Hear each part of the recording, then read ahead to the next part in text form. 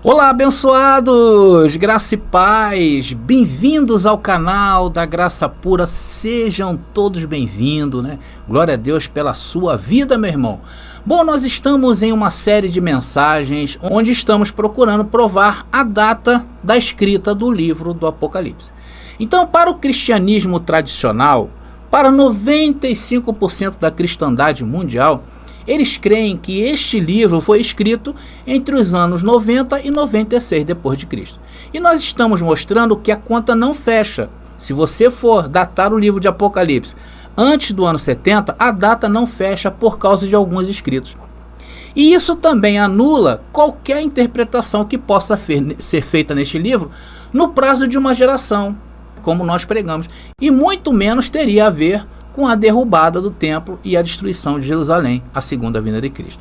E nós estamos justamente provando que o livro foi escrito entre os anos de 66 e 68, pois foi sendo antes do ano 70 que nós conseguimos mostrar que todas as profecias deste livro já foi cumprida no tempo que o Senhor falou.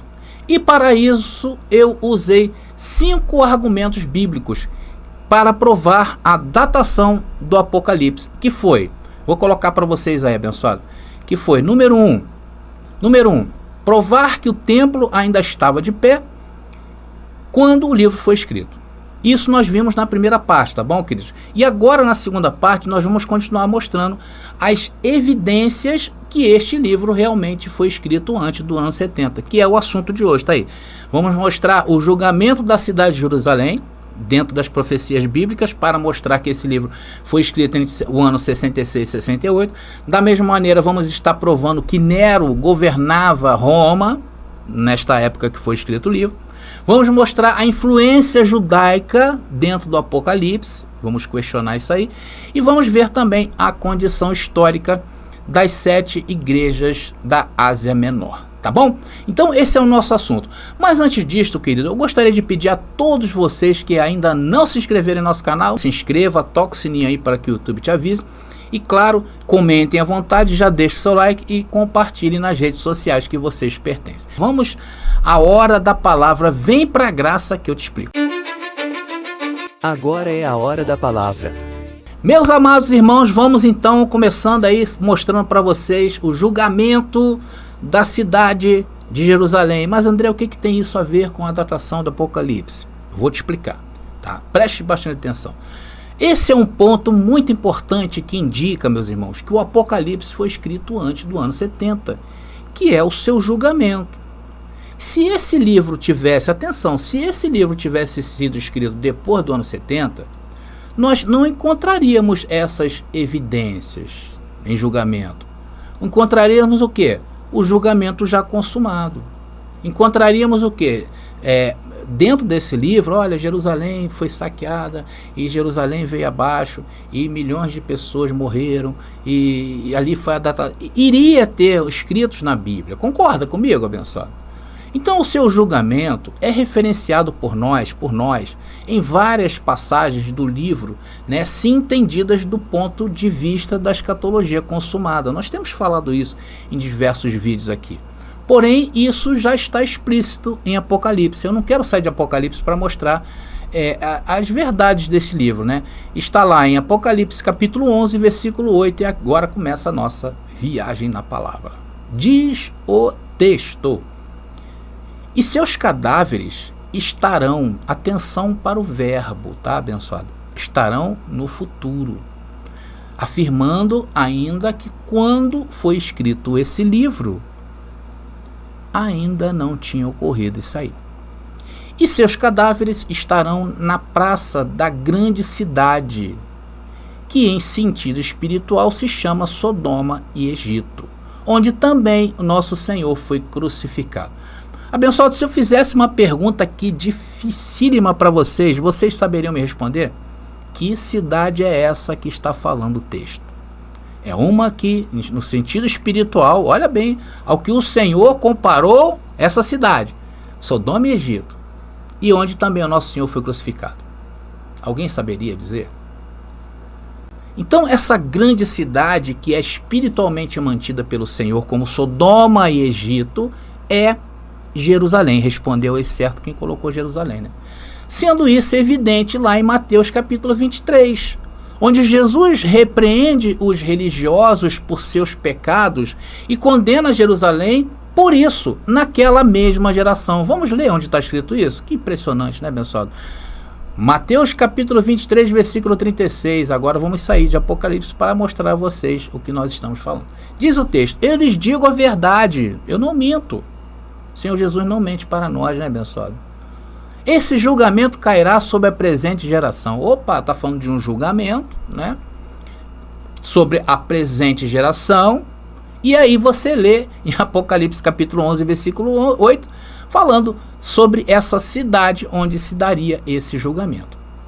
Irmãos, embora para alguns esse argumento possa não ser categórico, né, é inevitável concluir que o lugar onde também o nosso Senhor foi crucificado já é, sem dúvida, Jerusalém, que segundo Apocalipse, né, diz ali o sangue de santos, apóstolos e profetas. Vamos ver o Senhor dando uma parcial maior em cima desse texto de Mateus capítulo 23, vai nos dar essa sensação. Olha aí, Mateus 23 agora do versículo 34 ao 36, vamos ler. Diz o texto: por isso eu lhes envio profetas, homens sábios e mestres da lei.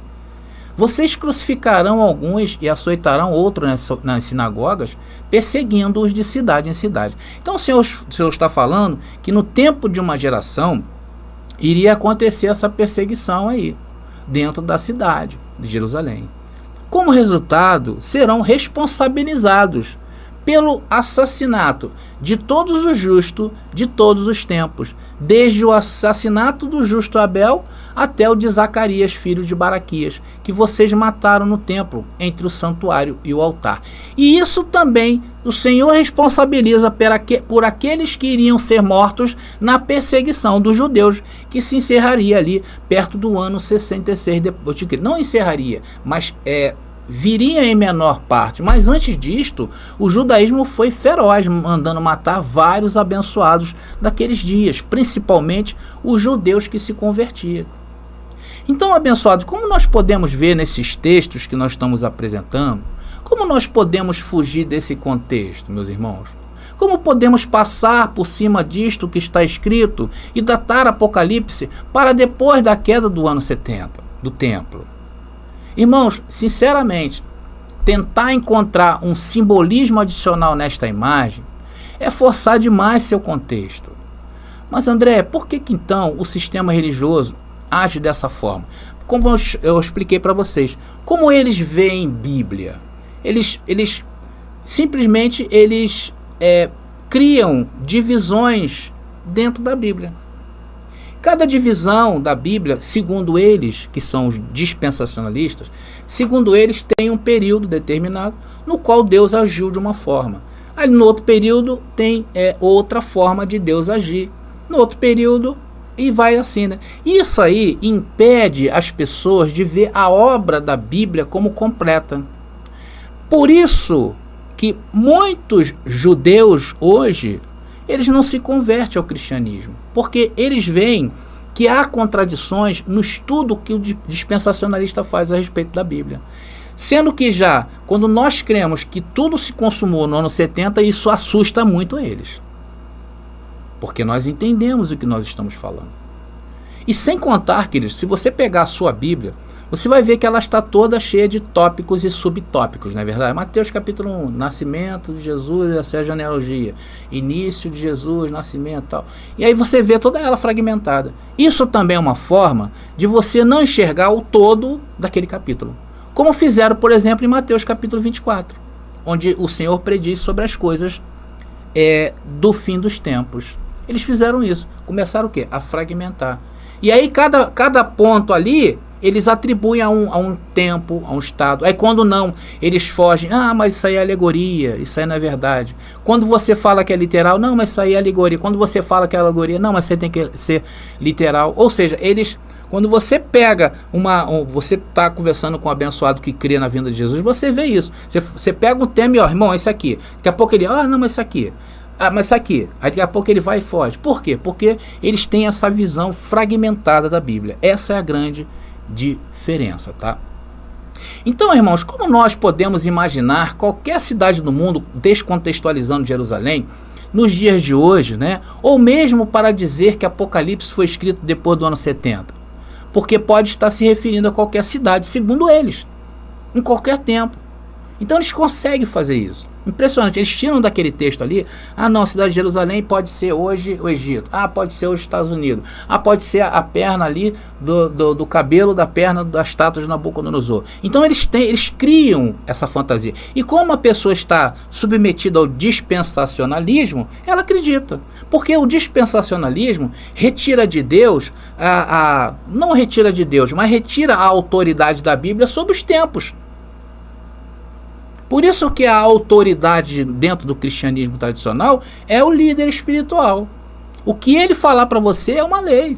Se você chegar lá para ele, irmão, mas está escrito aqui. Ele fala, não, mas isso aí não. Se ele não souber falar, fala assim, irmão, vai orar. Aí você vai baixar a cabeça e orar. Por isso que eu falo, meus queridos, você tem que se inscrever no nosso canal. Por quê? Porque nós aqui estamos te dando argumento para você pensar. E pensar é se libertar. Então, meus queridos, nós não podemos fazer isto. Não podemos se referir dentro desse contexto a outra coisa, especialmente porque o templo de Jerusalém não existe mais. Então a gente não pode trazer Apocalipse para os dias de hoje, porque tudo funcionou em termos do templo. Vocês estão entendendo? Então, meus queridos, a menção ao templo em Apocalipse capítulo 11, versículo 1 e 3... do altar e daqueles que adoram, juntamente com a designação mística da grande cidade, que em sentido espiritual é chamada de Sodoma e Egito, onde também nosso Senhor foi crucificado, onde nós lemos Apocalipse capítulo 11 e 8. Isso implica o quê? Que a cidade e o templo de Jerusalém não foram destruídos. Vamos ler de novo Apocalipse capítulo 11, versículo 1 e 3? Sendo que abençoado, eles, não adianta, é o dispensacionalismo, né? Infelizmente é isso aí que está na cabeça deles. Poucos hoje conseguem ter essa visão, e sem contar que o apelo sentimental, né, você vê tudo isso aí, eles são fortíssimos, tá? Isso aí, sem dúvida, e se bobear pega muita gente até mesmo em graça. Diz o texto, depois disso recebi uma vara de medir e me foi dito, vai tira as medidas do templo de Deus. Olha só, um anjo chega a João e fala, João, meça aqui o templo. Então, isso nós concluímos que o templo estava de pé. André, mas isso aí foi no sentido figurado, isso aí foi uma visão. Tudo bem, meu irmão. E quando se refere, então, Jesus se referindo a essa cidade ali, como ainda iria acontecer, conforme em Apocalipse capítulo 11, versículo 8 que nós lemos? Não tem, né? Aí diz ali o texto, mas não meça o pátio exterior, porque ele foi entregue às nações. Elas pisotearão a cidade santa durante 42 meses. Nós falamos sobre esses 42 meses. Né? Darei autoridade às minhas duas testemunhas, e elas se vestirão de pano de saco e profetizarão durante 1260 dias. Tá? Então, meus irmãos, esse texto ele é muito claro. E agora no verso 8, mais ainda, nos passa o quê? A convicção de que este livro foi escrito antes da sua queda. Vamos ler de novo? Não vamos nem ler, vamos só colocar aqui para a gente, só para vocês terem essa ideia. Olha aí, está lá o verbo, né, no futuro, né, informando que isso ainda iria acontecer e apontando para a cidade de Jerusalém. E depois quando aconteceu esse fato, né, da guerra judaico-romana, realmente foram milhões de pessoas que foram mortos. Os cadáveres, eles eram amontoados assim em cantos da cidade, e diz que quando eles queimaram a cidade, o cheiro de carne queimada vazou a quilômetros. Era um grande churrasco, né, ao ar livre. Então, meus irmãos, é singularmente fútil sugerir que essas expressões são simbólicas, porque envolveu gente morta em um período. Por isso que o futurismo trouxe a fantasia ao mundo cristão. Porque simplesmente eles não tinham o que fazer ou o que falar se eles apregoarem que Jesus já veio. Eles vão ter que mudar todo o discurso dele. Mas isso é o mais fácil, né, queridos? Porque hoje nós mudamos o nosso discurso, sim ou não? Porque simplesmente basta dizer que isso vale e isso não vale. Tá entendendo? Basta eles dizer, isso aqui vale, isso aqui não vale. Não, agora não vale mais, agora é assim. Eles ditam a regra do jogo. Então, é muito, o argumento deles é algo muito supérfluo, né, irmão? É algo muito sem importância. Nós não podemos agir assim levianamente com as escrituras, levianamente, né, falando. Nós não podemos agir assim, concorda comigo? Seria muita leviandade se nós agíssemos desta maneira. Não é o que eu quero, é o que está escrito, meu irmão. Não adianta, está escrito, está escrito. E o que está escrito é mais forte do que eu e você. Essa é a grande verdade. Por isto que linkar isto a acontecimentos fora ou depois da queda do templo não faz sentido. Você está entendendo? O que sobrou para nós hoje, André? O que sobrou para nós hoje é um desafio muito grande. Primeiro é expressar e falar dessa verdade. Depois é nós nos sentirmos os fatores de mudança deste mundo. Porque é aí que vai se transformando. E se vocês notarem, hoje o ser humano ele tem mais habilidade em lidar com certos assuntos do que tinha antigamente, não é verdade, abençoado? Imagina tudo isso, né, agregada ao cristianismo de maneira certa. Vai ser uma maravilha, meu irmão. Porque se você notar, o cristianismo tradicional, ele não é acolhedor nas questões espirituais. Ele é acolhedor quando lhe interessa, tá bom? Nas partes sociais. Eles fazem um trabalho social naquilo que interessa. Agora hoje, se você for ver o ouro que existe, a riqueza da Igreja Católica, daria aí para acabar com boa parte da pobreza no mundo, tá?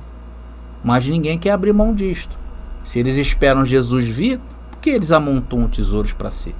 É uma contradição. É onde as outras religiões que observam o cristianismo têm as suas críticas. Você também tem que ter as suas críticas.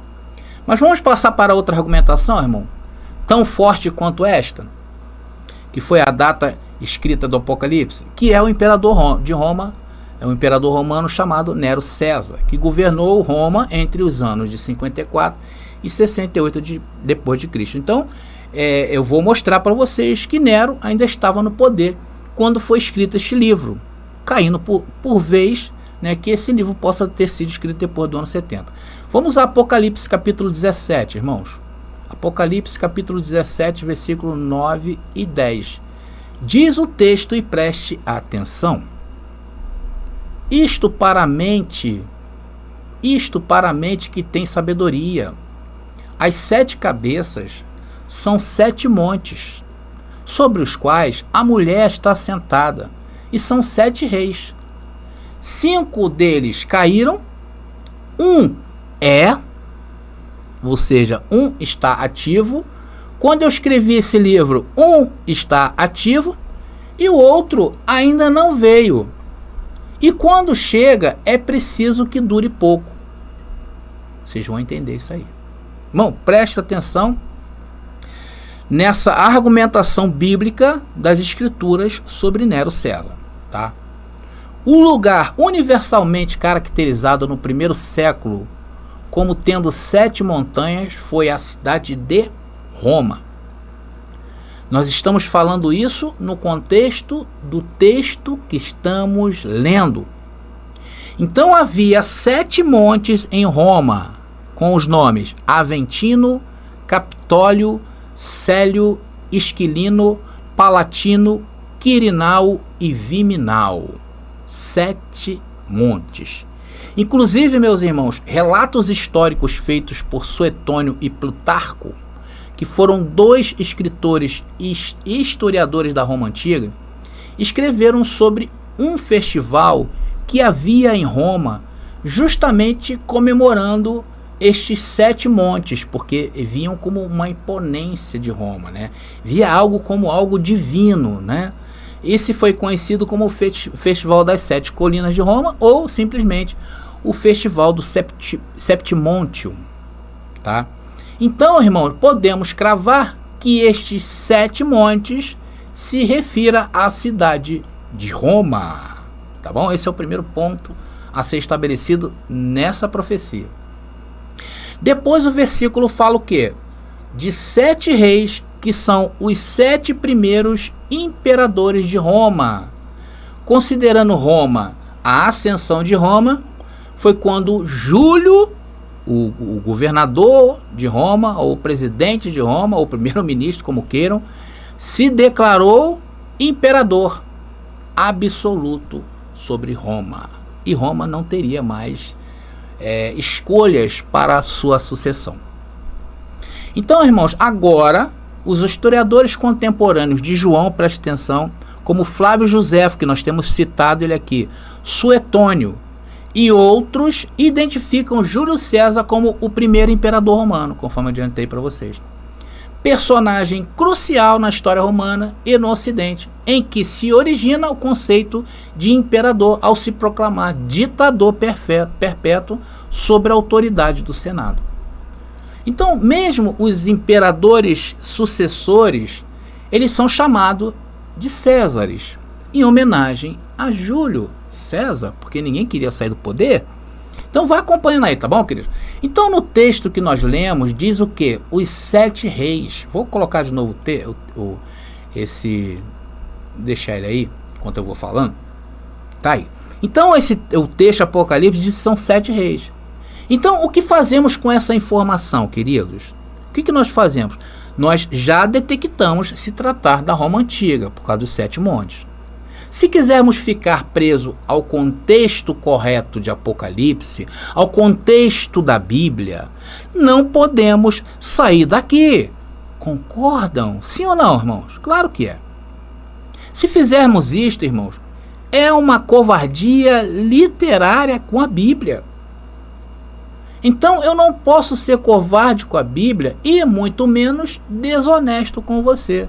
Então eu tenho que fazer o quê? Procurar na história da Roma Antiga quem são os 7 reis, para determinar a data que foi escrita, que João escreveu esse versículo, que ele diz, só pode ser o 6º. Então dentro da linha do tempo, daqueles tempos, nós já temos o primeiro, que foi Júlio César. Ele governou Roma entre os anos de 49 a 44 a.C. Depois de César, depois de Júlio César, veio Augusto César II. O terceiro, Tibério César. O quarto, Calígula César.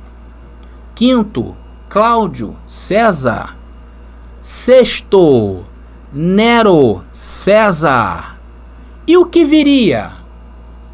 Qual é o outro que ainda não veio? Quando João escreveu, Galba, o 7º. Estão aí, abençoados, os 7 imperadores. Apocalipse capítulo 17, versículo 10, já está aí para vocês. Só vou botar só o versículo 10, que eu quero sinalizar aqui com vocês. Está ali, ó. 5 deles caíram. Um e o outro não veio. E quando chega, é preciso que dure pouco. Então, se contarmos, temos Júlio I, Augusto II, Tibério III, Calígula IV, Cláudio V. É o 6º. E quem é o 6º? Nero. O texto está dizendo, né, que esse 6º está de pé. João está dizendo que o 6º estava de pé, meu irmão, e governou Roma de 54 a 68.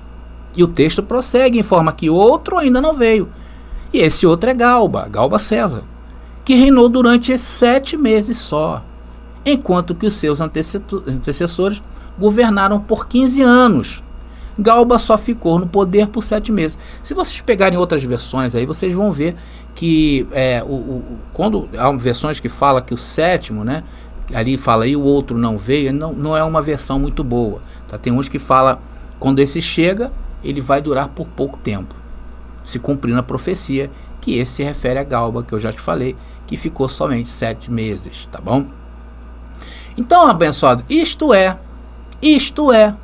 bastante sugestivo, sim ou não, pensar que é este que se diz reinar por pouco tempo, que é Galba. E o texto diz, e quando chega é preciso que dure pouco.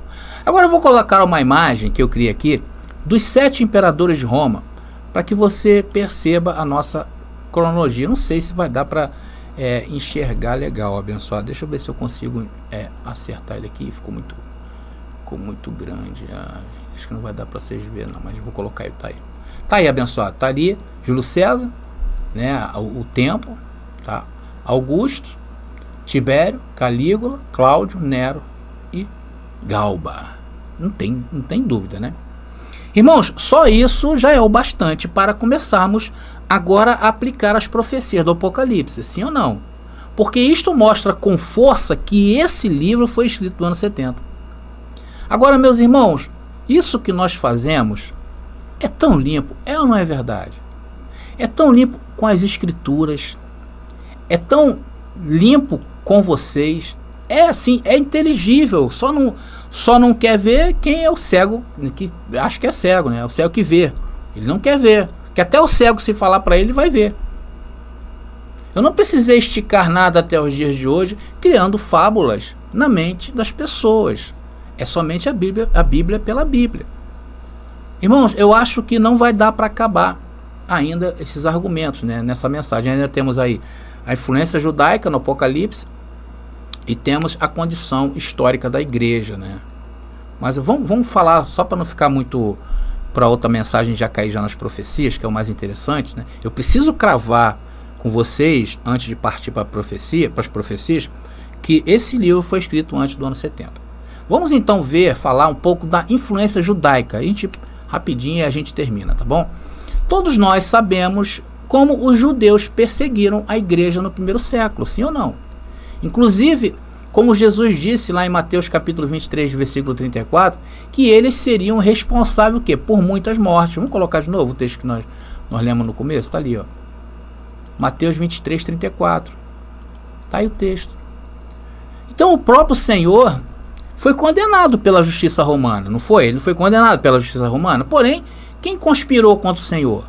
Não foram os judeus?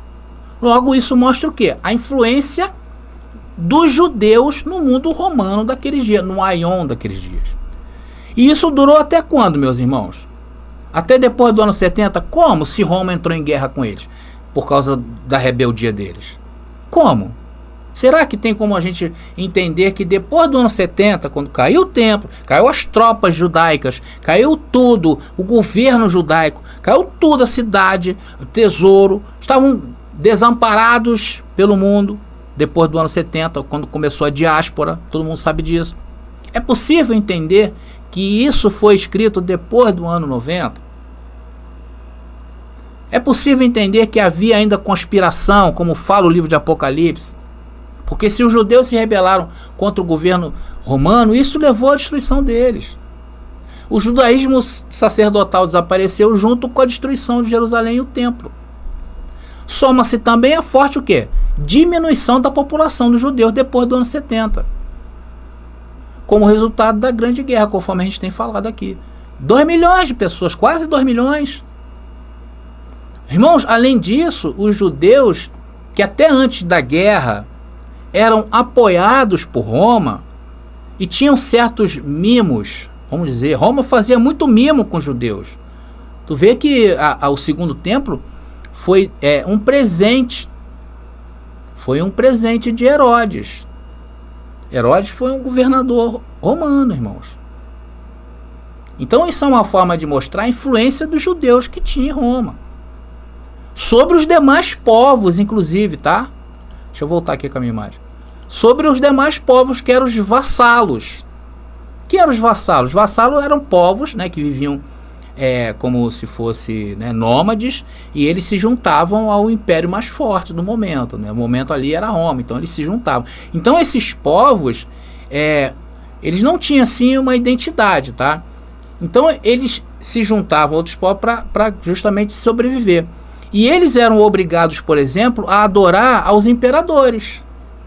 Porque havia cultos entre imperadores, alguns não admitiam isso, outros admitiam, que adorassem a ele, como foi o caso de Nero. Então os judeus, eles eram isentos dessa idolatria. Eles não eram obrigados a adorar o imperador romano. Roma respeitava o templo deles, para vocês verem a influência que eles tinham.